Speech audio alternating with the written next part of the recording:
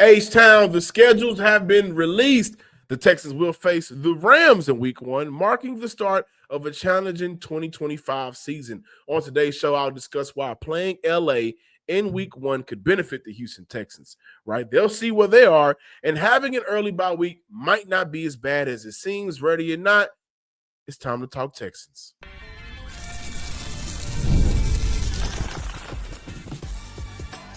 You are Locked On Texans, your daily podcast on the Houston Texans. Part of the Locked On Podcast Network, your team every day. From H-Town to your town, this is for Texan fans all around. I'm your Locked On Texans host, credential media member, Texans football analyst, John Hickman. Thank you for making the Locked On Texans your first listen of the day, for being an everydayer, and for being a part of the Locked On Podcast Network, your team every day. Can't do the show without y'all ears and eyes, and I'll continue to do this show with y'all ears and eyes. On today's show, we'll be looking at the teacher versus the student, y'all. Nick Caley returns home to take on Sean McVay. Why week 1 against the LA Rams is an early tone setter for the Houston Texans. That game will may determine what the rest of the season looks like for the Houston Texans offensively. And a tough turn for the Texans. After week 6, when they get their bye week, they go on the stretch, and it gets tough for the Houston Texans. So I dive into that and ending off today's show looking at year 3 DeMeco Ryans along with primetime games. And if you guys are watching on YouTube, primetime games has the money sign for the S, and I can't wait to tell you why. I'm going to throw up the schedule here for you guys to look at. The Houston Texans play 7 playoff teams in 2025. They have 4 primetime games in 2025. Week 18 on down, the Colts, Chargers, Raiders, Cardinals, Chiefs, Colts, Buffalo Bills, Tennessee Titans, Jags, Broncos, one of the playoff teams, San Fran, a team to look to redeem themselves. Also some storylines there with DeMeco and playing the 49ers. Seattle, week 6 bye week, week 5, Baltimore, week 4, Tennessee. And by the way, Tennessee has a new quarterback I'm eager to see play football. Week 3, Jacksonville. That'll be the first time we get an opportunity to see Travis Hunter paired up with Brian Thomas Jr. Some of y'all are sleeping on that duo. I'm not. I'm wide awake. Week 2, Tampa Bay. Week 1, the LA Rams. And y'all, I'm excited. Again, 4 primetime games, 7 playoff teams. The Houston Texans enter the 2025 NFL season with the 18th toughest schedule in the league. I believe the over-under on wins for Houston right now is 9.5.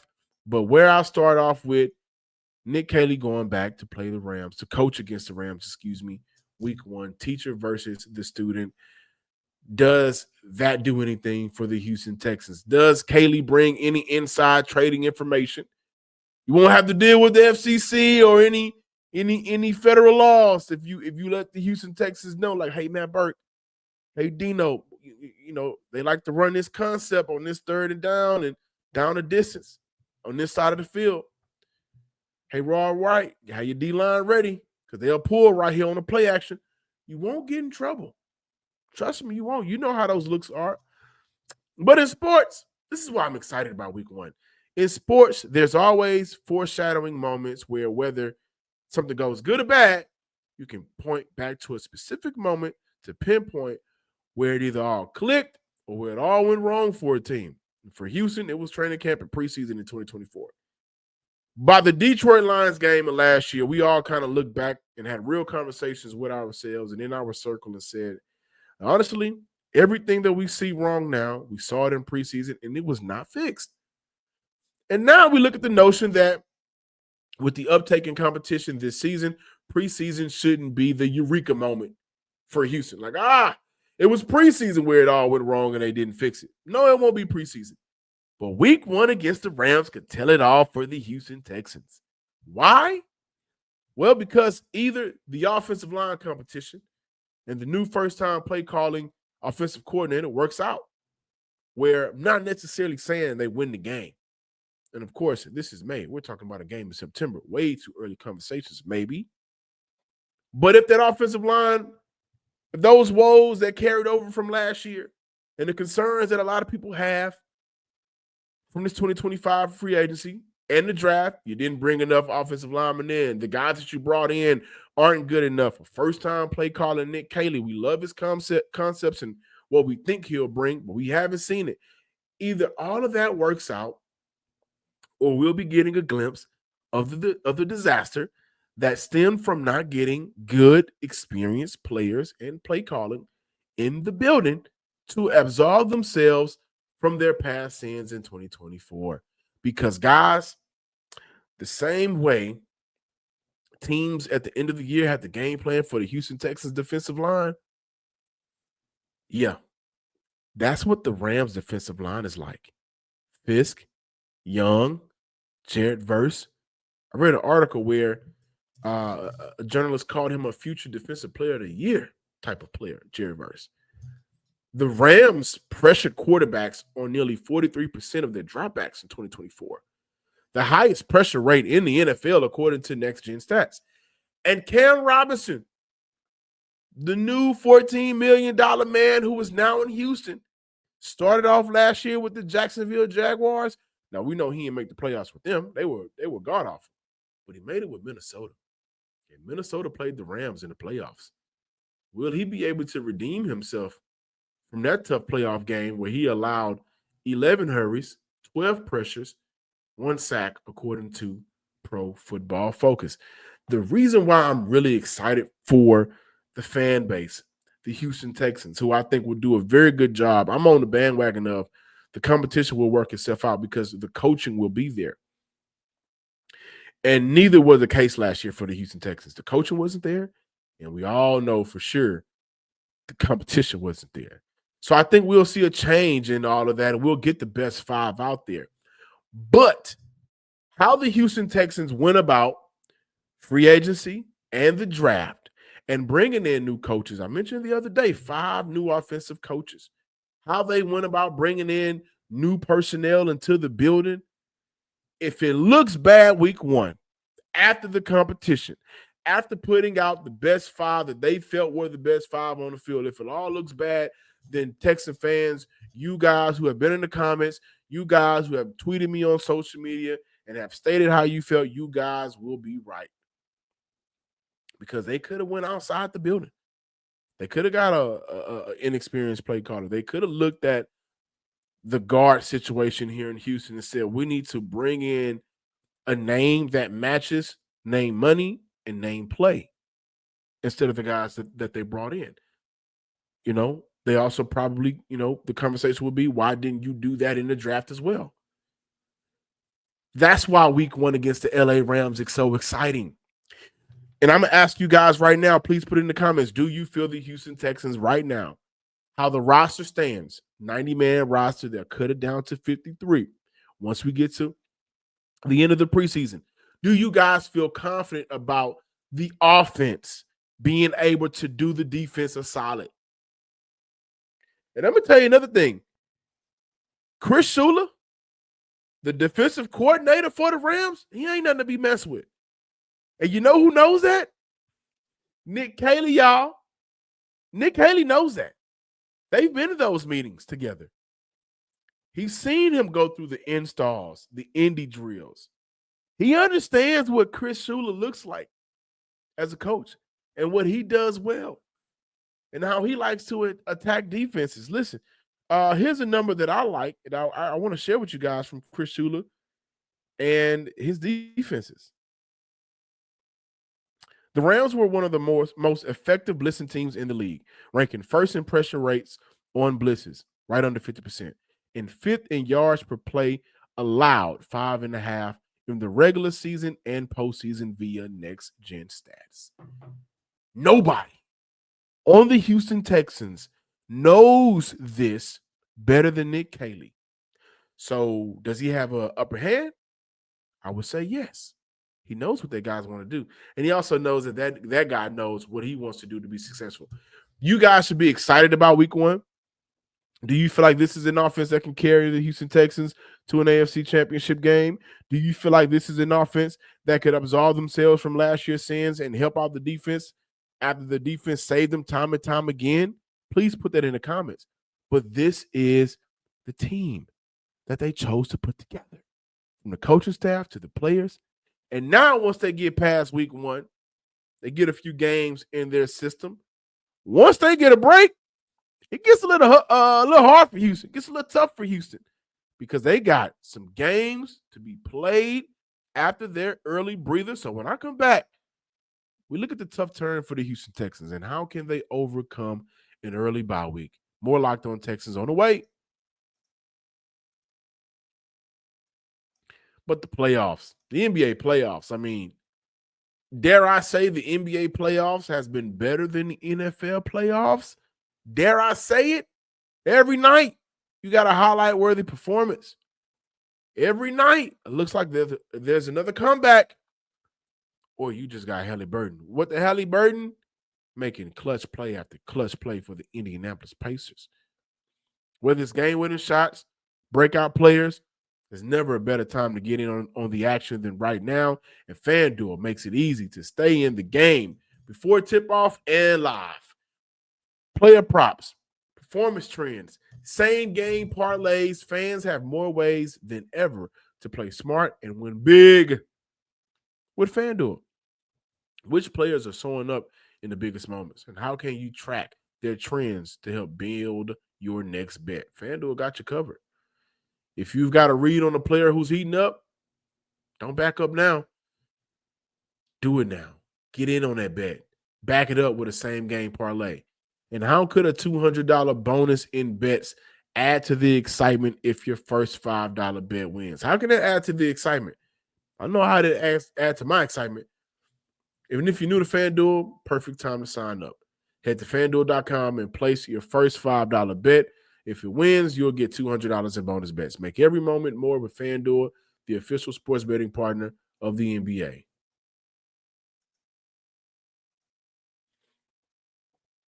Welcome back in, Locked On Texans listeners and viewers. I'm going to throw up the schedule once again for all of the listeners watching on YouTube.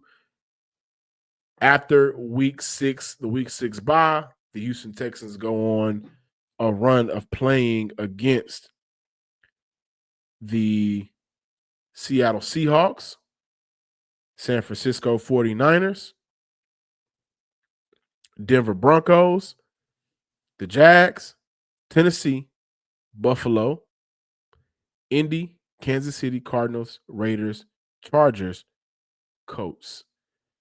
Ladies and gentlemen, that is a tough run. And of that run, they have 2 primetime games. That's a tough run for the Houston Texans. That is a tough run for the Houston Texans.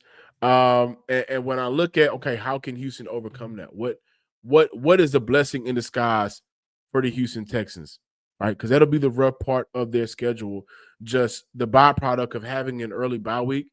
They'll be able to look at the teams that they've played during the first 6 weeks of the season and include preseason as well. They'll be able to look at the numbers, crunch the numbers, look at the stats, look at the film, take a break, take a breather, and honestly, look at themselves in the mirror and say, is this working or not? Is it working or not? The biggest is it working or not, I think the Houston Texans will look at first is the offensive line unit. Because, I mean, they opened up the season again against the Rams, the Buccaneers, the Jags, the Titans, the Baltimore Ravens. Baltimore added some depth on their defensive line. That defense always makes plays. Tennessee's defensive line, you look at Sweat going into year 2. Jacksonville, you know what they're going to do. And you look at division games early. Tampa. Kalijah Kancey's over there. He's one of my favorite young players in the NFL. And again, they opened up against the Rams. So the tough turn for the Houston Texans, week 6, I know they go on that brutal run of games where it's going to seem like it's never ending. And then on some of those games, it's not going to be a quick turnaround. They got a Thursday nighter in there where they get a 4-game break. And then they also have a week where it's not necessarily a full week. It's going to be a rough stretch of games for Houston. But the early bye week gives them an opportunity to look at, especially considering this. The Houston Texans have made it known that, hey, the rookie, Ursary, he's our tackle for the future. I get it. Cam Robinson will be making up to $14 million this year if everything plays out perfectly for him. But that gives Houston an opportunity to figure out, is it time to put the young man out on the field or not? That gives Houston an opportunity to look at the interior play. I believe Titus Howard will lock up left guard, but what is right guard in the center? What are they doing? How are they performing? Right? And yes, the competition will be there at training camp and preseason. But when you go on that run to open up the season like they will, and I can't wait to kind of look at this, the schedule myself and say, realistically, how many games can the Houston Texans win? It'll be some great matchups on the inside and outside to kind of pull data from and say, it's working. We're not going to break what's working, or we got to go ahead and make a decision to make a move to get the best out of the offense right now. And it'll give Nick Caley an opportunity to take a step back and breathe a little bit, because once they kick off against the Rams all the way to Baltimore, and again, during that stretch, Rams playoff team, Jags playoff team, Baltimore playoff team. 3 of the 5 teams that they kick off with, playoff teams. The other 2, division games, where we know it's going to be tough, where we know it's going to be difficult.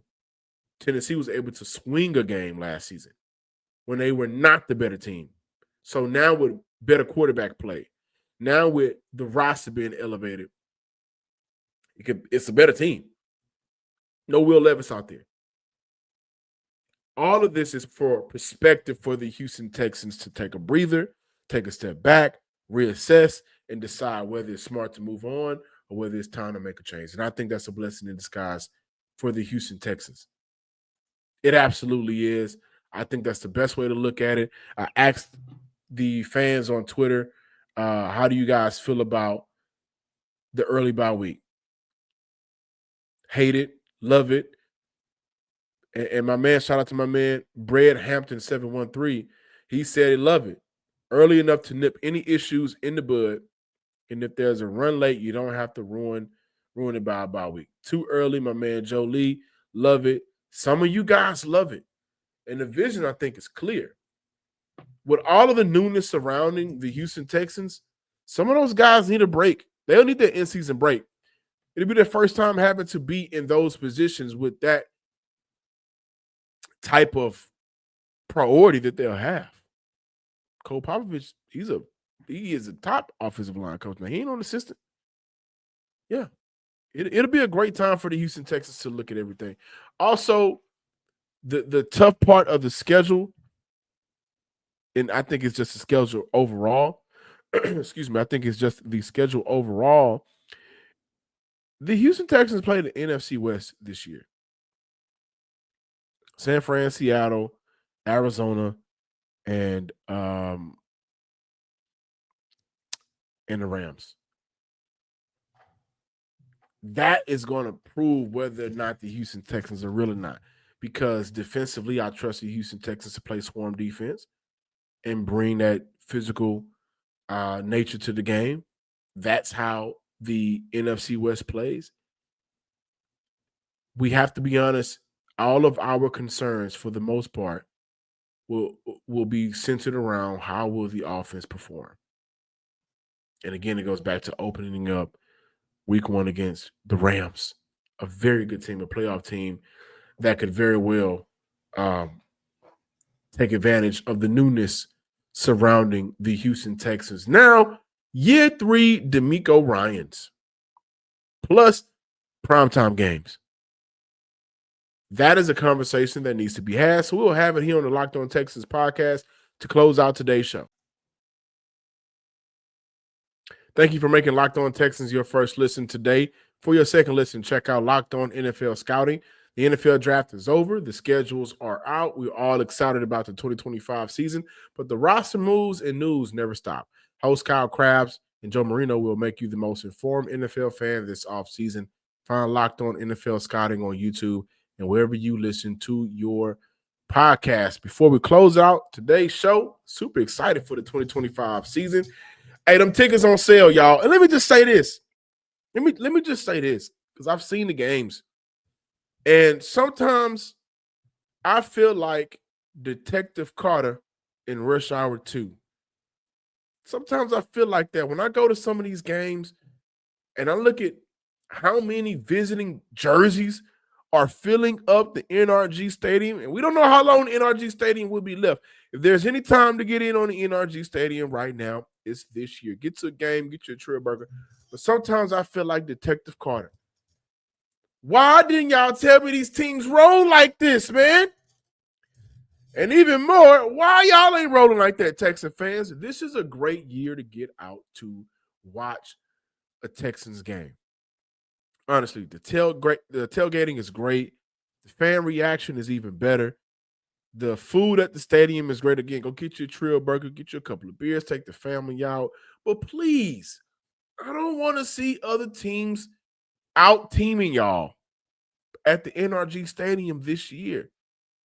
I don't want to have to think to myself, and I may have to look at maybe Cole Thompson or Brandon K. Scott or some of the friends of the show and say, man, why y'all didn't tell me these teams roll like this? You go this way and I go that way. Now, speaking of this way and that way, two conversations that I want to have. Primetime games for the Houston Texans. We can only go based off of what have you done for me lately. And for the Houston Texans, last season they were 2-4 in primetime games. 2-4 in primetime games. In 2024. These games, these primetime games, this is where you make your money.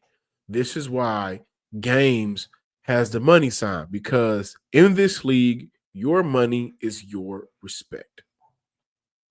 And this is where we should see the Houston Texans make their money this season.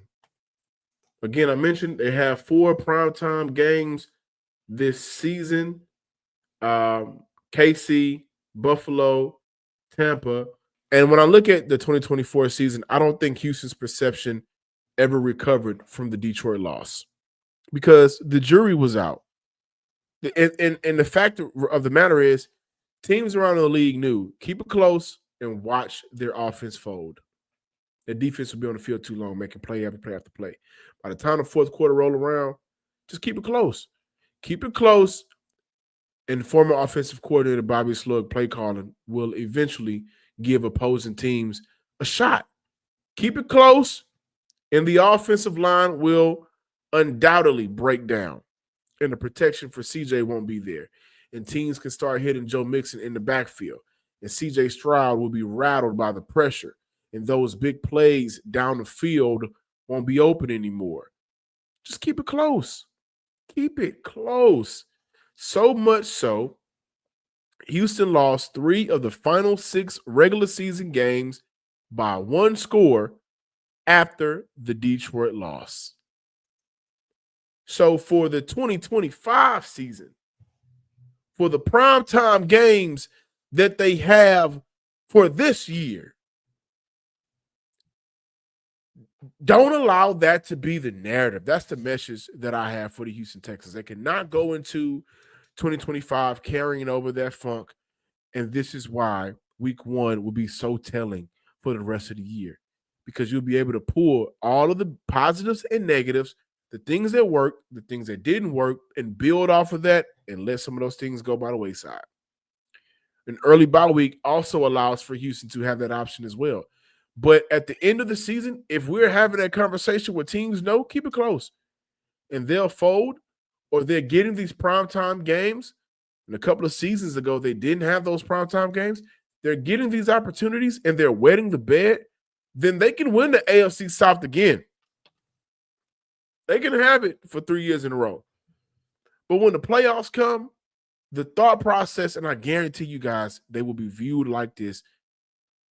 If they're not able to beat Kansas City, if they're not able to beat some of these teams in primetime games, especially if these teams will be healthy, if they're not able to beat these teams, then once they make it to the playoffs, by way of a weak division, in that division, AFC South will be more competitive. The jury will be out on the Houston Texans again. And also, year 3 for DeMeco Ryans. This season, he'll be going up against Sean McVay, Super Bowl champion.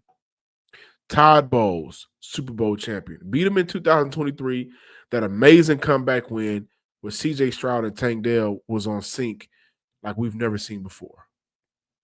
Well, let me not say that, because Smash Sharp and Andre had some moments. Deshaun and D-Hop had some moments.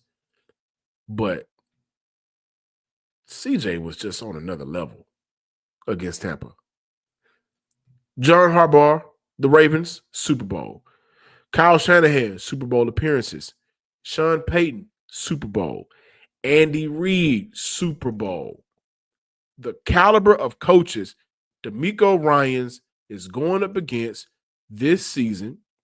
Andy Reid, Sean Payton, John Harbaugh, 3 in your conference. This is the perfect season, the perfect year for DeMeco Ryans to have his own personal I'm really coming out moment. Look at some of the things that DeMeco Ryans has endorsed this season. Competition matters. Doesn't matter if you're a rookie or a vet. The best guys will be out there. That's recently. Talked about revamping his offensive line room, the things that he was looking for in his offensive lineman before the Tunsil trade. And when the trade went down, clarified it again. This is what I want. This is the attitude that I want. Had to let go of, I'm sure, a close personal friend and colleague in Bobby Sloyd just 2 years into this thing, because he knew it wasn't working. There was a disconnect there, and that disconnect grew so big that there was no reason into going back and try to settle it, to try to get it back on the same page. He's made some tough decisions this offseason. And guys, what you want to see from your head coach, the highly scouted, touted head coach when he was a free agent a couple of seasons ago, and Houston landed him in year 3, even with some of the turmoil, you want to see him go out there and snatch the chains of some of these head coaches. Some of these guys that's been in the league for 2 decades plus. Well-respected names. Does that even matter anymore? If you coach them up, and if everything DeMeco put in place works out, this is the perfect coming out year for DeMeco Ryans to say, at the end of the year, I went up against Sean McVay and also just went and got his boy. Todd Bowles, I knocked him off again. John Harbaugh finally beating the Baltimore Ravens and the Kansas City Chiefs. Kyle Shanahan, I went back. Oh, and Sean Payton, they was talking about trading picks for you here in Houston. They didn't need to do that because I came and I saved the day. Perfect year for Houston to kick off the season against the LA Rams. Perfect opportunity to show who they really are. Perfect year 3 for DeMeco Ryans and this franchise to prove that they are for real. They are not just a byproduct of a weak division. They are a great team, and they can do that by winning these primetime games. Thank you guys for watching and listening to the schedule release show of the Locked On Texans podcast. I'm your host, John Hickman. Please follow me on Twitter at John_Hickman12. Also, subscribe, like, and comment to the YouTube page and wherever you listen to your podcast. Until next time, ladies and gentlemen, H-Town fans across the world, holding it down. I'll see y'all tomorrow. Peace.